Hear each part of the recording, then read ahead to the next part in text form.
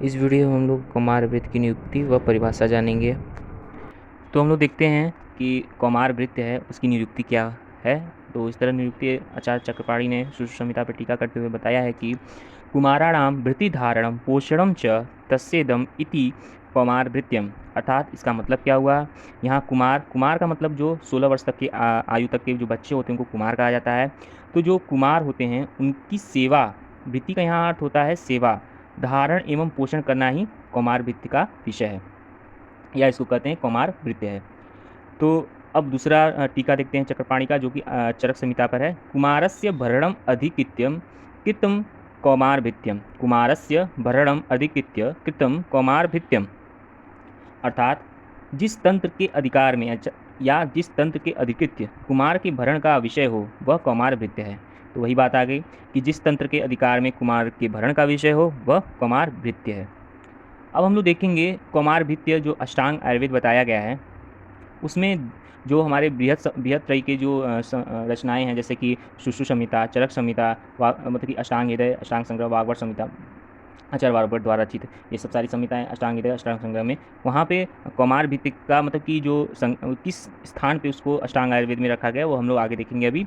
तो आचार्य वाग्भट ने अपने अष्टांग आयुर्वेद में कौमार भृत्य को दूसरे स्थान पर रखा है, आचार्य चरक ने 6वें स्थान पर रखा है और आचार्य सुश्रुत ने 5वें स्थान पर रखा है। अब हम लोग देखेंगे कि आचार्य हारित ने कौमार भृत्य को क्या कहा है। आचार्य हारित ने यहाँ पे कौमार भृत्य की जगह बाल चिकित्सा शब्द का प्रयोग किया है। तो अब हम लोग देखेंगे कौमार भृत्य की परिभाषा क्या है।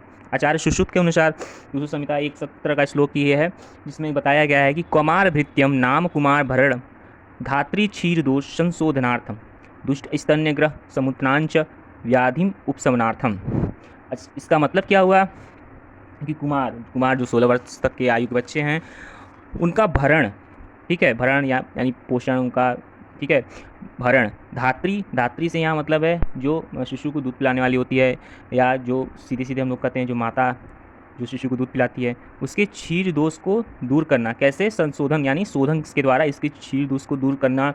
दुष्ट स्तन्य यानी दुष्ट स्तन्य जो शारीरिक दोषों में विषमता होने से जो दुग्ध जो जिस माता के शरीर में बनता है उस दुष्ट स्तन्य यहाँ पे स्तन्य का मतलब होता है दुग्ध।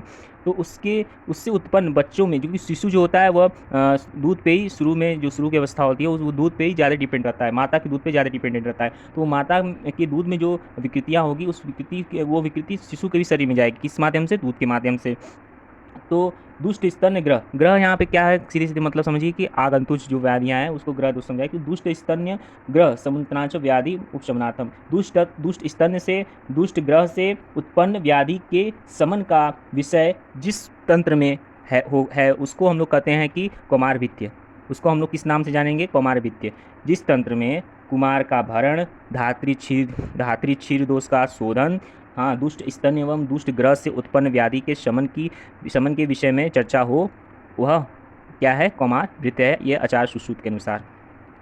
कुमारों का भरण और धात्री के क्षीर दोष के शोधन के लिए, दुष्ट स्तन एवं दुष्ट ग्रह से उत्पन्न व्याधियों के शमन के लिए कौमार भृत्य होता है। तो हम लोग हमने बताया था आप लोगों की दुष्ट स्तन से, दुष्ट ग्रह से क्या समझना है? आगंतुक व्याधि। दुष्ट स्तन जो माता का दूध है, यहाँ स्तन मतलब दूध है, मतलब माता का दूध है, उसमें जो विकृति उत्पन्न होती है वो शिशु में भी विकृति उत्पन्न, क्योंकि शिशु जो होता है दूध पे, माता के दूध पे डिपेंड होता है, तो वो शारीरिक व्याधि उत्पन्न करेगा।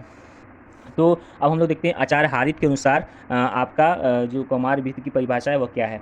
गर्भोपक्रमम विज्ञानम सुतिकोपक्रमस्तथा बालानाम रोग शमनी क्रिया बाल चिकित्सितम।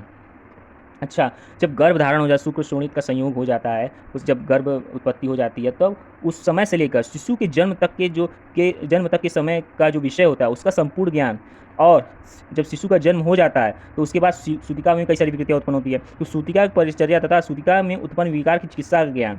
उसके बाद हम लोग देखेंगे जो बालक में उत्पन्न, लास्ट जो लाइन है, बाला नाम रोग शमनी क्रिया बाल चिकित्सितम, तो बालक यानी शिशु में उत्पन्न रोगों की शमन की चिकित्सा का विवरण जिस शाखा में किया जाता है उसे हम लोग क्या कहते हैं? बाल चिकित्सा कहते हैं। आचार्य सुश्रुत ने कौमार भृत्य का वर्ड का प्रयोग नहीं किया, वहाँ उसकी जगह पर उन्होंने क्या कहा है? बाल चिकित्सा कहा है।